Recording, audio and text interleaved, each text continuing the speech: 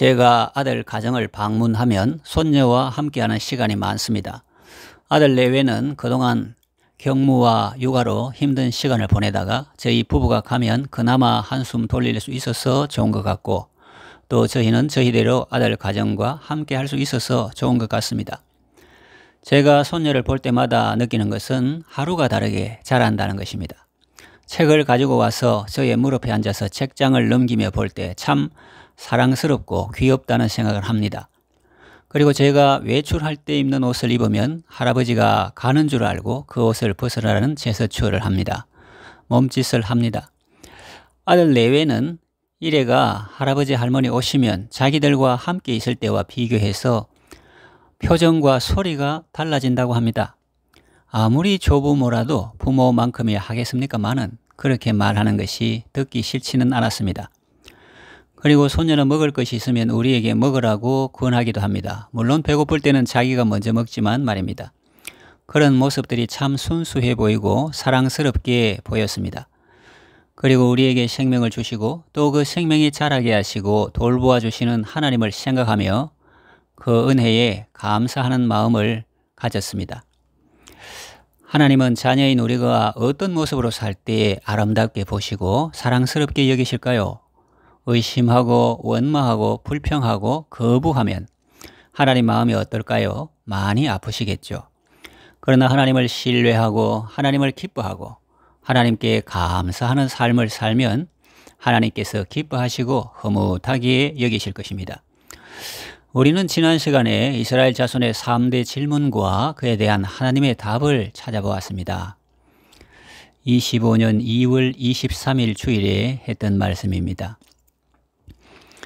이스라엘 자손의 질문은 이것입니다. 첫째는 하나님은 우리 조상들을 가나안 땅에 그냥 살게 하시지 왜 애굽으로 내려오게 하셨나 하는 것이고, 둘째 질문은 그렇게 애굽에 내려왔으면 끝까지 대우받고 잘 살게 하시지 왜 고난당하게 하셨나 하는 것이고, 셋째는 우리가 힘들고 어려울 때 하나님은 도대체 어디에 계셨는가 하는 것입니다.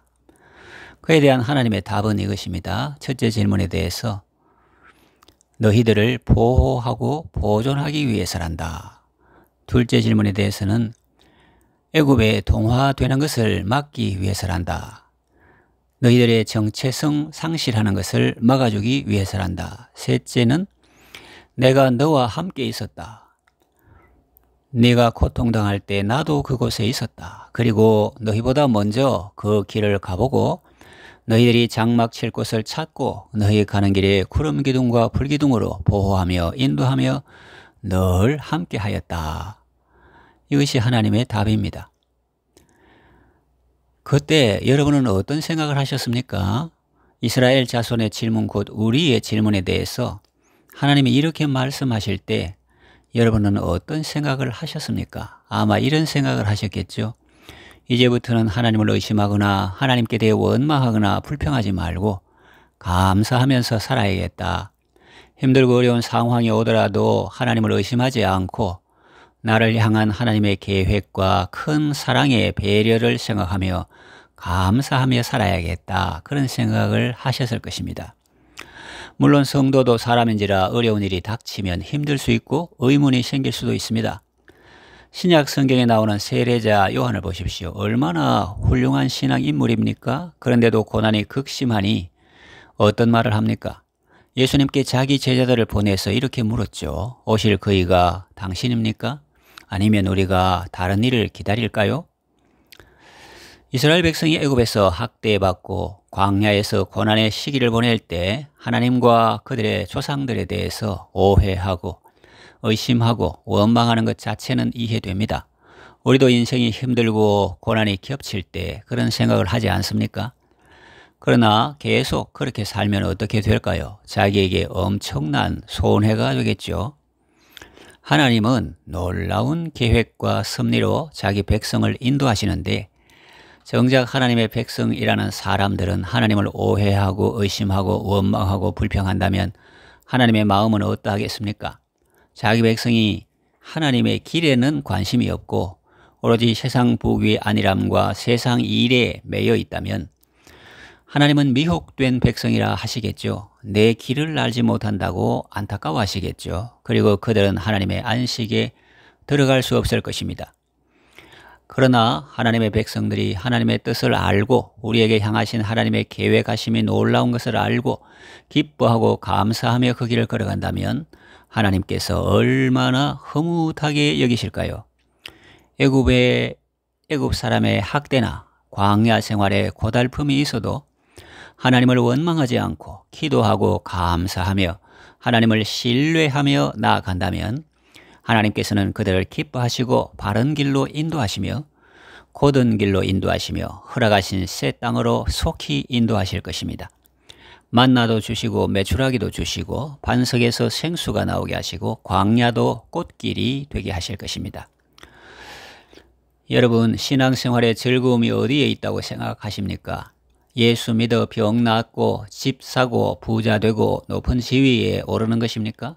그것은 그리스도인에게 어쩌면 승리의 열매라고는 말할 수 있겠지만 승리 자체라고는 말할 수 없습니다. 왜 그렇게 말하느냐고 그 이유를 묻는다면 병이 낫거나 집을 사거나 부자가 되거나 높은 지위에 오르는 것은 악한 사람도 할 수 있기 때문입니다.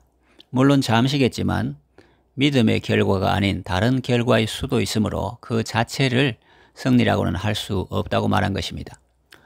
그렇다면 그리스도인의 참된 승리와 성공은 어디에 있을까요? 그리스도와의 연합에 있습니다. 하나님의 임재와 동행에 있습니다. 내가 매일 기쁘게 순례의 길 행함은 주의 팔이 나를 안보하며 내가 기쁜 마음으로 주의 뜻을 행함은 주의 영이 함께함이라. 그런 찬송 가사 있죠. 그렇습니다. 이것이 바로 신앙생활의 즐거움입니다. 이제 말씀을 정리하며 맺으려고 합니다. 인생의 최고 목적은 하나님을 영화롭게 하고 그를 영원토록 즐거워하는 것입니다. 하나님은 이렇게 말씀하셨습니다. 이 백성은 내가 나를 위하여 지었나니 나의 찬송을 부르게 하려 함이라. 하나님을 신뢰하고 하나님을 기뻐하고 하나님께 감사하는 아름답고 복된 삶을 사시기를 바랍니다.